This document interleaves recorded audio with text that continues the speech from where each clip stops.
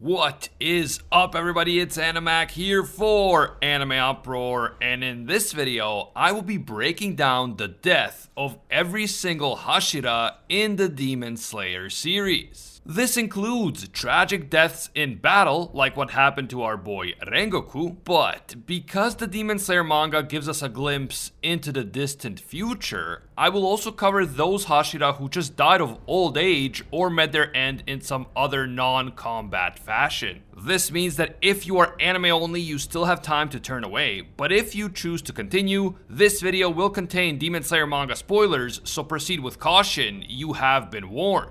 And of course, if you like our Demon Slayer content and you want to see more in the future, just leave a quick like and comment. It only takes a second, but it helps a lot. And if you want a totally free way to support the channel in a very meaningful way, just click that subscribe button on YouTube. That makes all the difference. Okay, first up, let's talk about the Hashira who died during the Mugen Train arc, and whose death was already covered in the anime and the Mugen Train movie. After Tanjiro and Inosuke manage to defeat Enmu, Upper Moon 3 Akaza makes his appearance and he tries to kill Tanjiro. Since Tanjiro is already injured at this point, the flame Hashira Kyojuro Rengoku steps up to protect him from Akaza. Akaza is immediately impressed with Rengoku's swordsmanship skills and he invites Rengoku to become a demon like him. Now of course, Rengoku would never even consider that as an option. This man has dedicated his entire life to fighting demons and he would rather die than become one of them. For his part, Akaza can't understand why anyone would want to remain a weak human who is doomed to lead a short life,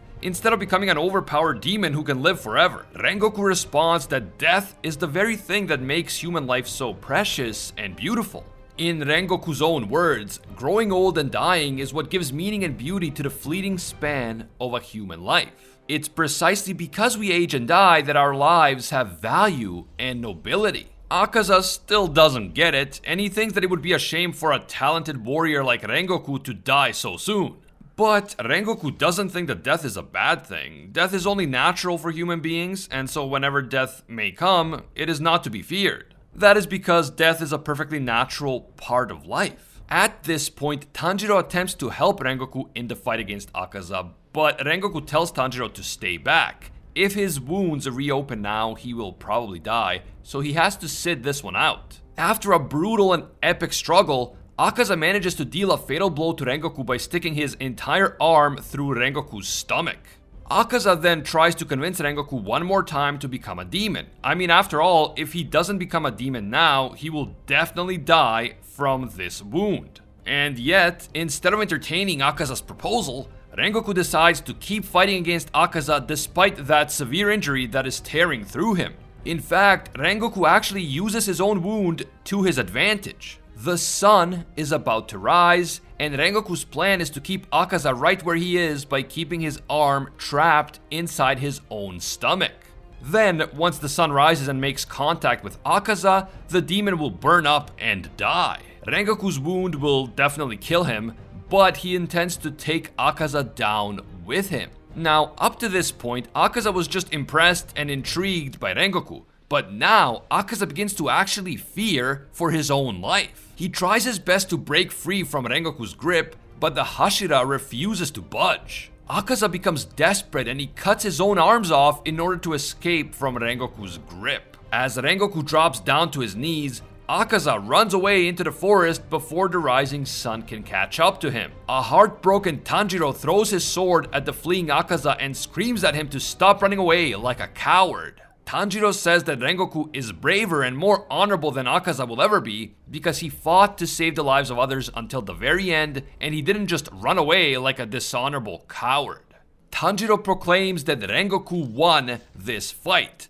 Because even though Akaza is alive and Rengoku is dying, Akaza is running away while Rengoku stood his ground and fought with honor until the very end. And I have to say that Tanjiro is 100% right. Akaza is an upper demon moon and so he is objectively stronger than Rengoku. But even though Rengoku was fatally injured, he nearly killed Akaza by forcing him to face the sunlight, and in the end Akaza had to turn his back and run away from his opponent. In terms of this battle in particular, Akaza lost and Rengoku won. As he is dying, Rengoku does not show fear or sadness. He stays true to his convictions until the very end, and he even takes the time to tell Tanjiro to visit the Rengoku family home so he can learn more about the Hinokami Kagura. He also asks Tanjiro to tell his younger brother to follow his own path and to tell his father to take care of himself. So, even as he is dying, Rengoku is thinking about helping Tanjiro, and he's thinking about his father and his brother. And yeah, this is the same father who mistreated him and discouraged him for practically his entire life. That is just the type of person that Rengoku is. He is always doing his best to help others, and he doesn't hold any sort of grudge against anyone, including his father. Rengoku was a true hero, a true Chad, and a true bro, and even though we lost him way too soon, his death was so powerful, honorable, and meaningful. Next up, we have the equally noble and tragic death of the insect Hashira, Shinobu Kocho. Shinobu's death happens inside the Infinity Castle as she confronts Upper Moon 2 Doma. In chapter 141, we get a flashback to the death of Shinobu's older sister, Kanae. As she is dying, Kanae tells Shinobu to leave the Demon Slayer Corps so she can live out a normal and happy life and actually get to grow old. But Shinobu refuses to quit, and she vows to avenge her sister by killing the very demon who killed her. That demon is none other than Upper Moon 2 Doma, who managed to fatally injure Kanae before running away due to the fact that the sun was about to come out. So in that sense, the fight between Doma and Kanae was similar to the fight between Akaza and Rengoku. In the present, Shinobu walks in on Doma devouring a bunch of different women. In his day job, Doma is the founder of a cult called Eternal Paradise, and he uses the cult to attract followers that he later devours. Doma has the warped belief that because everyone fears death, they can just live forever through him after he devours them. And because his victims are no longer afraid of anything or suffering in any way after he eats them, Doma believes that he actually saved them. This is truly one of the most warped and sadistic philosophies that I have ever come across, and Doma is definitely one of the most devious and evil villains in the history of anime and manga. Now, Shinobu knows that this is the demon who killed her sister based on the description of him that Kanae gave her before passing away. For his part, Doma recalls his battle with Kanae after seeing Shinobu's Haori coat. He remembers that Kanae was kind and cute, and he regrets that he couldn't finish devouring her because the sun came up and he had to flee. Damn bro, read the room. Anyway, an infuriated Shinobu then lunges at Doma and pierces his face with her sword, and so the epic battle to avenge Kanae begins. Initially, Doma believes that Shinobu is just too weak to pose a threat to him because she's physically incapable of severing his head. Since a demon can't be killed by just jabbing and stabbing them, Shinobu's efforts will prove to be useless in the end because Doma will just keep regenerating. But Shinobu has one important ace up her sleeve. She has laced her sword with potent wisteria poison, which is used to immobilize and defeat demons. However, despite stabbing Doma multiple times using the poison-laced weapon, the demon seems relatively unharmed. His power as the second strongest demon moon allows him to rapidly develop a resistance to a wide variety of poisonous concoctions. So this means that Doma has many natural advantages over Shinobu, including raw physical strength, the ability to regenerate, increased poison resistance, and so on. But for her part, Shinobu possesses amazing speed, and this speed allows her to get around Doma's defenses and land hit after hit on him. And yet, even though she is able to hurt Doma with her attacks, Shinobu just doesn't seem capable of causing enough damage to actually defeat him. She is simply too short and physically weak to lop off the head of an upper demon moon, and unless she can find a way to do that, it's game over. Ultimately, Doma manages to seriously injure Shinobu to the point that she can barely breathe.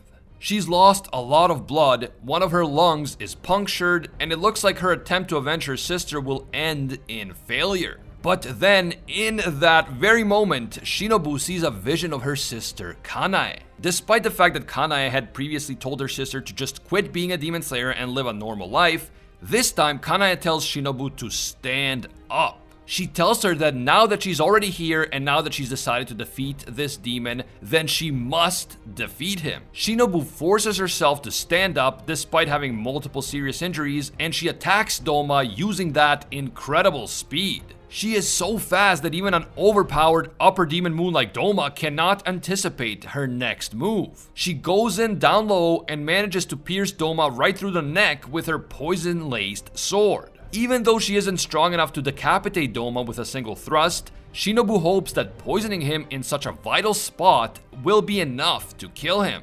As all of this is happening, Shinobu thinks back to the time when Tanjiro asked her whether she was angry. Back then, Tanjiro could tell that something was off about her otherwise calm demeanor. He could tell that she was hiding a lot of anger inside of her. She now admits that yes, she's always been angry. Her parents were killed, her older sister was killed, and all of her apprentices except for Kanao were also killed by demons. And by the way, I know this might be confusing because their names are so similar, but remember that Shinobu's older sister is Kanae with an E at the end, and her apprentice is Kanao with an O at the end. The demons killed so many innocent people, they destroyed so many families, and this is why Shinobu has been absolutely furious for a very long time.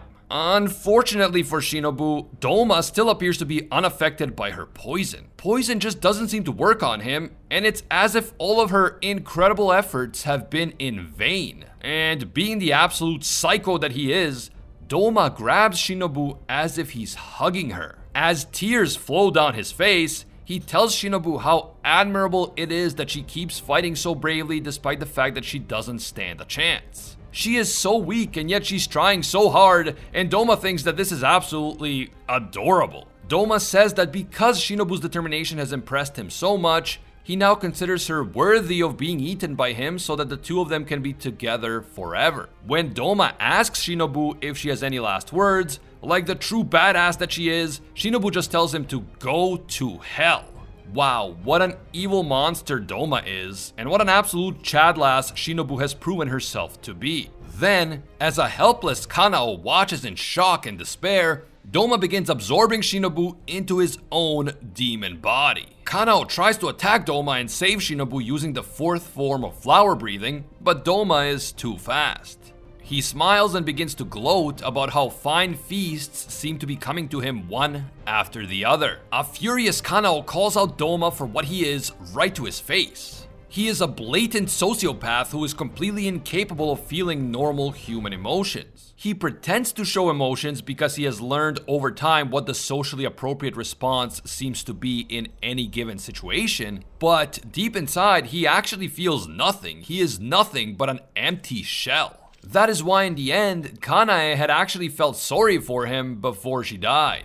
Doma isn't too happy about what Kanao said, and so the two of them engage in fierce combat. Despite doing a commendable job in the fight, and despite having incredible speed and special eye powers, Kanao simply cannot defeat a demon of Doma's caliber. Just as Doma manages to take her sword, and just as it looks like it's finally game over for Kanao, our boy Inosuke shows up and joins the fight against Doma. A brief but epic battle ensues between Kanao and Inosuke on the one side and Doma on the other, a battle during which we learn the backstory of Inosuke's mother and how he ended up in the wilderness. And then Shinobu herself returns to center stage for her incredible final act. It turns out that Shinobu knew ahead of time that in order to defeat Upper Moon 2 Doma, the man who killed her sister, she would have to sacrifice her own life. And so she always intended to do exactly that. She knew that Doma was a glutton who loved devouring women in particular, and she knew that he wouldn't be able to resist devouring a female Hashira with a strong body.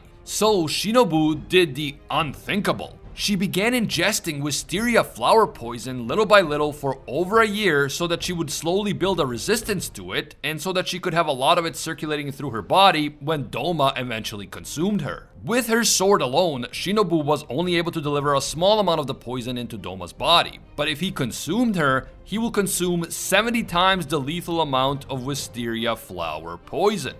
The author of Demon Slayer later stated in the extra pages to volume 19 of the manga that she actually intended for the number to be 700 times the lethal amount, but she mistakenly wrote 70. And so, as Doma is fighting Kanao and Inosuke, all that poison finally kicks in. His body begins breaking down, his very bones begin to melt, and even with his demonic regeneration, he cannot undo the effects of such an immense amount of poison. Doma desperately tries to keep fighting, but Kanao and Inosuke work together to cut off his head, and so Upper Moon 2 Doma is finally destroyed. As he is dying, Doma meets Shinobu once again, presumably somewhere between this life and the next. Shinobu gets to see the outcome of her sacrifice, and Doma must accept his death at her hands. But while you might expect Doma to be angry or scared or shocked, this absolute lunatic tells Shinobu that he finally understands what love is because he now knows that he loves her. Doma then asks Shinobu if she would accompany him to hell, and Shinobu smiles and says, "After you, you worthless bastard." Wow. I have so much respect for Shinobu's amazing sacrifice and how she prepared for over a year knowing full well that she would die just so she could save the world from one of the most powerful and most evil demons. Who knows how things would have turned out in the end if Doma had survived the battle against Shinobu and if he had been able to help Muzan in the final showdown against the Demon Slayers.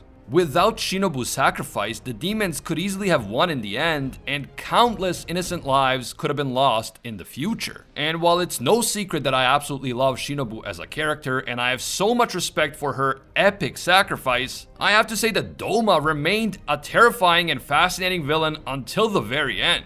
His final words to Shinobu were so creepy and so unexpected, and overall he was just such a well-constructed and memorable villain. This was an amazing fight, and Shinobu's death was both truly heroic and truly meaningful.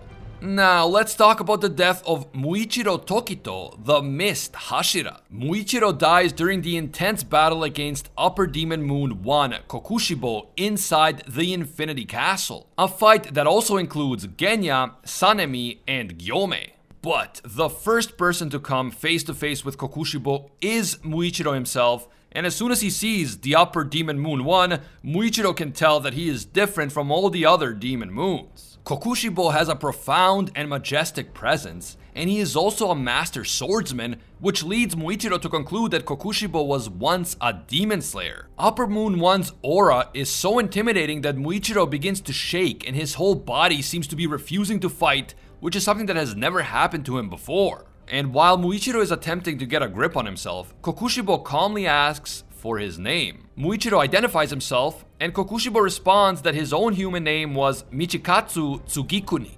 Although the Tsugikuni name must have died out over time, Kokushibo can tell that Muichiro is a descendant of his own child. In other words, Kokushibo is the direct ancestor of Muichiro. Muichiro is obviously surprised to hear this, but nonetheless he summons up the courage and strength to calm his nerves and prepare for battle. And he manages to do this so quickly that Kokushibo praises his spiritual strength. Muichiro then commences his attack on Kokushibo using mist breathing, but he's unable to land a hit. Even so, Kokushibo is definitely impressed by Muichiro's strength and courage, especially since he can tell that Muichiro is only 14 years old. Oh yeah, in case you needed a reminder, Muichiro, the Mist Hashira, is only 14 years old at this point in the story. Kokushibo also notices that the Demon Slayer mark has now appeared on Muichiro's face, and as Muichiro continues to use impressive techniques in his attempt to hit Kokushibo, the Upper Moon 1 decides that it would be poor etiquette if he didn't draw his own sword. And so, Kokushibo reveals his breathing style, moon breathing. The very first swing of Kokushibo's moon breathing slices off Muichiro's left hand, and Muichiro is stunned to learn that Kokushibo can use a breathing technique even after becoming a demon. Muichiro quickly makes a tourniquet from his shirt and just keeps on fighting, practically unfazed by such a sudden loss of his hand. What a little Chad this guy is. He may only be 14, but he is 100% worthy of being called a Hashira. In fact, Kokushibo is so moved by the resilience of his descendant that he decides that killing him would be a shame. Instead, Kokushibo plans to ask Muzan to turn Muichiro into a demon. That's about the time that Genya shows up, and he attempts to sneak up on Kokushibo and shoot him from behind. But Kokushibo has already spotted Genya, and using his insane speed, he manages to essentially slice Genya into pieces. But to Kokushibo's surprise, Genya is still alive, and before he can finish Genya off, he is also attacked by the Wind Hashira, Sanemi. Sanemi vows to make Kokushibo pay for slicing up his little brother, and after Kokushibo draws his sword, we witness a fierce battle between wind breathing and moon breathing. After a while, the stone Hashira Gyomei also joins the fight, and the stage is set for the final showdown against Upper Demon Moon 1. According to Kokushibo, Gyomei is an example of someone who has perfected their physical form to the utmost, and he hasn't seen such an incredible human warrior in 300 years. This will become important as the battle goes on, because Gyomei, as the strongest living Hashira, is a crucial factor in the eventual outcome of this epic clash and the epic clash against Muzan. And while the fight between moon breathing and stone breathing rages, the absolute mad lad Muichiro, who up to this point had been pinned down after being pierced by his own sword, pulls the sword out of his own chest with his bare hands. What a superhuman feat that is. This 14-year-old kid pushed through so much pain and anguish in order to free himself. Muichiro knows that he will likely die from blood loss as a result of the injuries that he has already sustained, but he is determined to do something useful before he dies. So he does his best to wrap his wounds and stop the bleeding, and then he helps Genya put his mangled body back together. Although both of them are severely injured, they vow to keep fighting until the very end. Genya then consumes some of Kokushibo's hair, and as Genya and Muichiro are trying to pick themselves up from the ground and rejoin the fight, Gyomei and Sanemi are already tag teaming Kokushibo in a desperate attempt to take his head off and defeat him. Muichiro finally rejoins the fray when he steps in to save Sanemi from one of Kokushibo's attacks, and then, determined to help while he is still able to move, Muichiro attacks Kokushibo. While Kokushibo is distracted by Gyomei and Sanemi, Muichiro manages to move close enough to pierce Kokushibo's torso with his sword. Muichiro loses one of his legs in the process, but he doesn't even care. He has accepted death and all he wants to do is be as useful as possible in this fight before he dies. It is hard to even describe just how selfless, brave, and valiant this 14-year-old kid is, and he deserves all the respect in the world. Muichiro decides that he must protect Gyomei and Sanemi at all costs so that they can survive and then be able to continue the fight against Muzan. He is so determined to help defeat Kokushibo before he dies that his Nichiren blade suddenly turns red, and this newly evolved blade causes such pain to Kokushibo that he is unable to move. On top of that, a dying Genya uses his blood demon art to manifest a tree around Kokushibo, helping to keep him immobile long enough for Sanemi and Gyomei to decapitate him. At first, it looks like Kokushibo's power is so great that even decapitation cannot defeat him. To everyone's utter shock, he is able to regenerate even his head, but this second head looks nothing like a human head. It is a monstrous demonic head, and when Kokushibo catches a glimpse of his own face, he is disgusted. He cannot believe that he allowed his fear of defeat to take away his humanity and turn him into such a monster. And as Kokushibo is having this massive crisis of conscience, his body begins to break apart in the very place that Muichiro had stabbed him. He is then finished off by Gyomei and Sanemi, and thus Upper Demon Moon 1 Kokushibo falls in defeat. Genya and Muichiro both die from the wounds that they sustained during this grueling battle, and as Muichiro's life leaves his body, Gyomei thanks him from the bottom of his heart because it is thanks to Muichiro that they were able to defeat Upper Moon 1 Kokushibo in the first place. Gyomei says that for someone so young, Muichiro was magnificent to the very end, and he vows to defeat Muzan before telling Muichiro that he can now rest in peace. As he leaves this life for the next, Muichiro meets his twin brother Yuichiro once again. A crying Yuichiro asks his brother why he chose to die fighting at such a young age when he could have just run away and lived a long life. But Muichiro says that he could never abandon his comrades. He was happy when he was with his friends and comrades. He had good times with them, and thanks to them, he was able to smile again after the family tragedy that he had lived through. Crying, the two brothers embrace each other, and that is how Muichiro's life ends. Well, this life anyway. In the end, Muichiro didn't live up to the expectations of his ancestor Kokushibo because he refused to become a demon like him. But he definitely did live up to the legacy of his other ancestor, Kokushibo's twin brother and the original Breath of the Sun user, Yoriichi Tsugikuni. Muichiro proved himself to be a phenomenal warrior, a worthy Hashira, and a selfless comrade despite being only 14 years old. Without him, Kokushibo would not have been defeated, and without Kokushibo's defeat, there would be simply no way for the Demon Slayers to deal with both him and Muzan at the same time. The battle against Muzan would almost certainly have ended in failure if not for the legendary sacrifice of Muichiro Tokito. And I mean, of course, I respect Genya's sacrifice as well, but this video is specifically about the Hashira. Okay, so while the previous 3 Hashira that we covered died in 3 different battles against 3 different opponents, the next 3 Hashira that we will be covering all died during the same battle against Muzan. Because of that, I will have to cover all 3 of them at the same time, and I'm of course talking about Obanai, Iguro, Mitsuri, Kanroji, and Gyomei Himejima.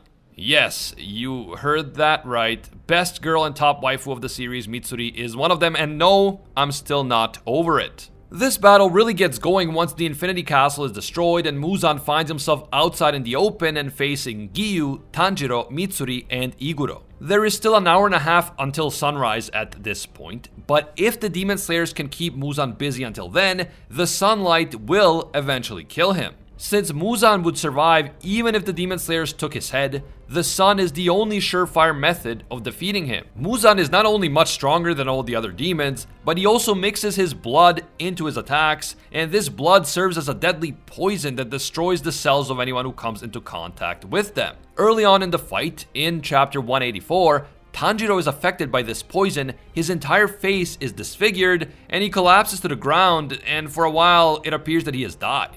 So yeah, right from the get-go it is established that Muzan is unbelievably powerful and that no one is safe in this fight, not even the most important characters. With Tanjiro down for the count, the Hashira are struggling against Muzan and they are suffering multiple lacerations as they try to keep up with the king of the demons. Just as Mitsuri is about to be killed by one of Muzan's weird tentacle tube things, Gyomei shows up and saves her. Muzan recognizes him as the Hashira who defeated Kokushibo, and right after that, Sanemi attacks Muzan and slices him from behind before setting him on fire. So we now have 5 different Hashira all in the same place and all fighting Muzan. Oh, and the strongest demon slayer of all, Murata, is also there. You might think that he would just finish Muzan off on his own, but instead he is told to grab Tanjiro's unconscious body and drag him off to safety as the battle against Muzan rages. At first, the Demon King seems to be getting even stronger and faster as the battle continues, and the Hashira are finding it impossible to keep up. Iguro sees that Mitsuri is not doing well, so in an attempt to protect her, he hands her off to the lower ranked Demon Slayers and tells them to take care of her while he returns to the battlefield.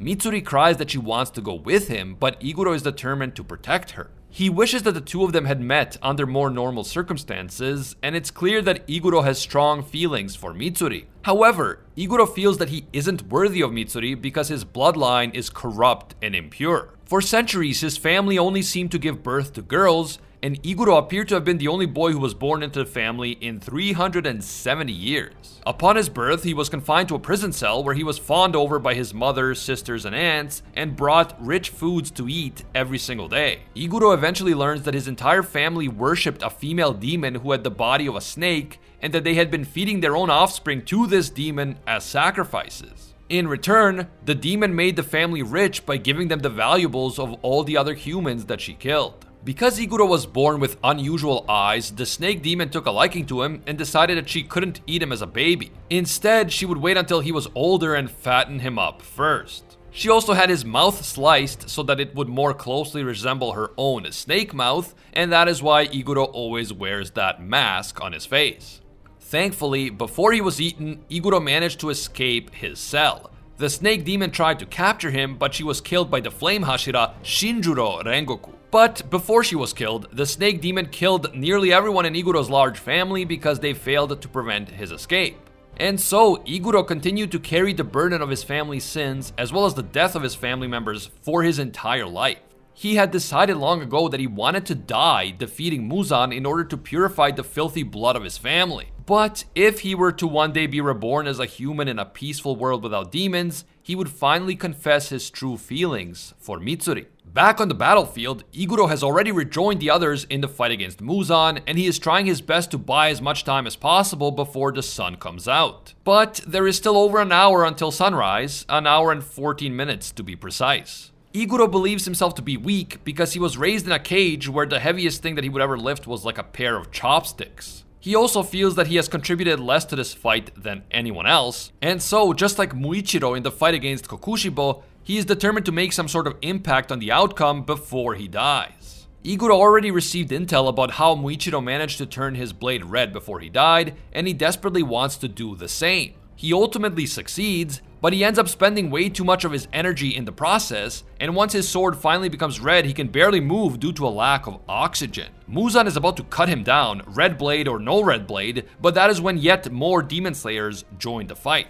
Inosuke, Zenitsu, and Kanao appear, and they too begin relentlessly attacking Muzan while saving Iguro's life in the process. The demon slayers realize that wounds made by a red blade take longer for Muzan to heal, and so they all start turning their own blades red. It's like a red blade bargain sale.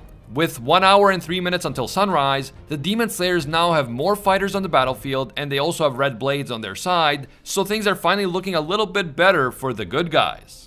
By looking into the transparent world, Gyomei realizes that Muzan has 7 hearts and 5 brains spread out throughout his body, and that is why he can't be killed even if his head is lopped off. So Gyomei tells the others to peer into the transparent world in order to see Muzan's vital organs. If the other demon slayers are able to see the exact locations of all of Muzan's brains and hearts, maybe they will be able to execute a coordinated attack and take them all out at the same time. This seems like a pretty reasonable plan, but unfortunately for the demon slayers, in a shocking turn of events that mostly happens off screen, they are all quickly laid out by Muzan.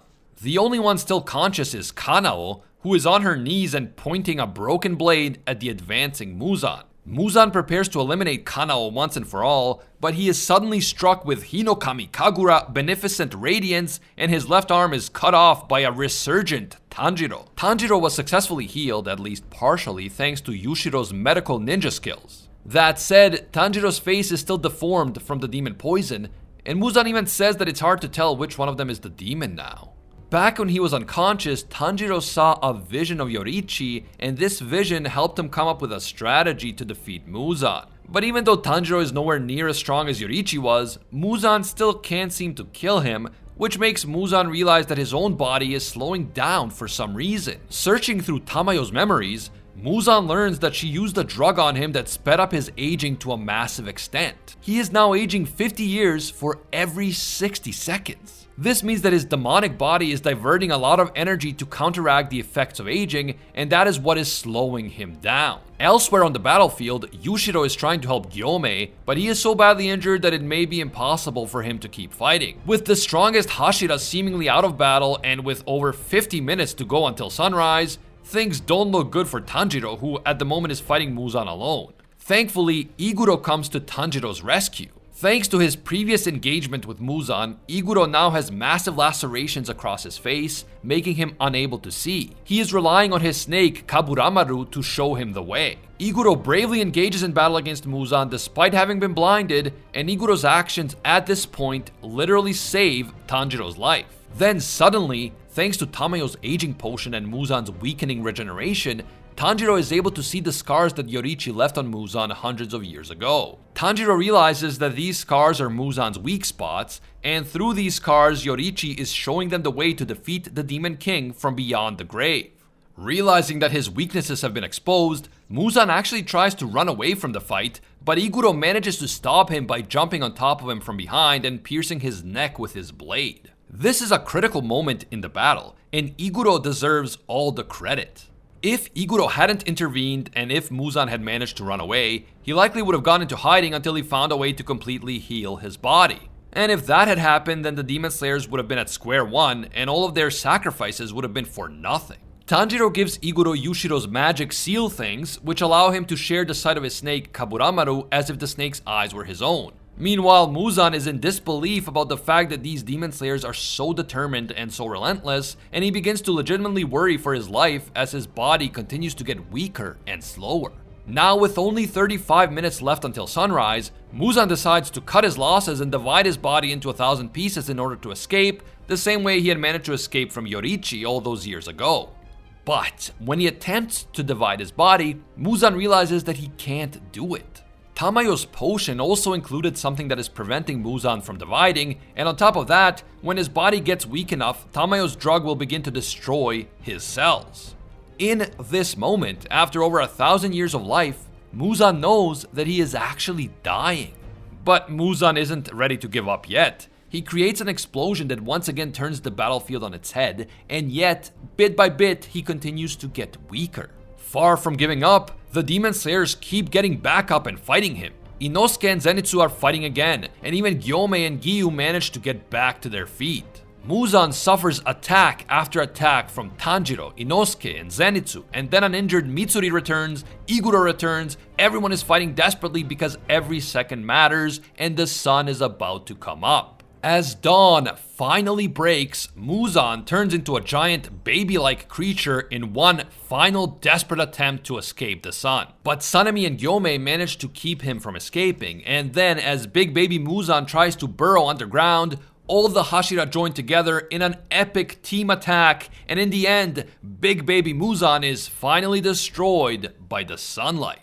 And yet, despite this amazing, historic victory over a demon that has haunted the world for over 1,000 years, the Demon Slayers have also paid a very steep price for the victory. When the medics attempt to help Gyomei, he tells them not to waste any medication or supplies on him because he is already done for. This is his final request to the Demon Slayer Corps as he passes away from his injuries and as he reunites in the afterlife with the orphans that he had cared for before he became a Demon Slayer. These are the orphans that Gyomei had raised in a temple before a demon attack killed most of them. Gyomei had always thought that 3 of the children disobeyed his command to hide behind him because they thought that he was weak and blind and so he couldn't possibly protect them. He thought that they just didn't trust him enough and so they tried to run away on their own.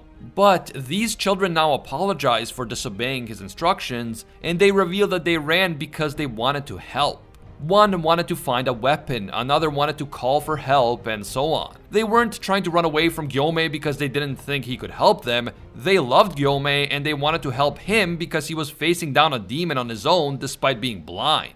Gyomei apologizes that he couldn't protect them, but the children tell him not to apologize. They all hug him and tell him that they love him, and then Gyomei and his orphans proceed into the afterlife together. At the same time that this is happening, Iguro is holding a dying Mitsuri in his arms. Mitsuri can feel that she is dying, and Iguro says that he is dying as well. Thankfully, Iguro is able to assure Mitsuri that their sacrifice was worthwhile. Muzan has finally been defeated. The two of them recall the first time that they met, and they reminisce about all the good times they had together. Despite the fact that they were both considered abnormal by society, they made each other feel like they were both normal and there was nothing wrong with them. The two of them made each other so happy, and Mitsuri asks Iguro if they are reborn as humans again in the next life, could she please be his bride? Iguro says yes, and he vows that this time he will make her happy and he will protect her so she doesn't die young. And so, both of them pass away together,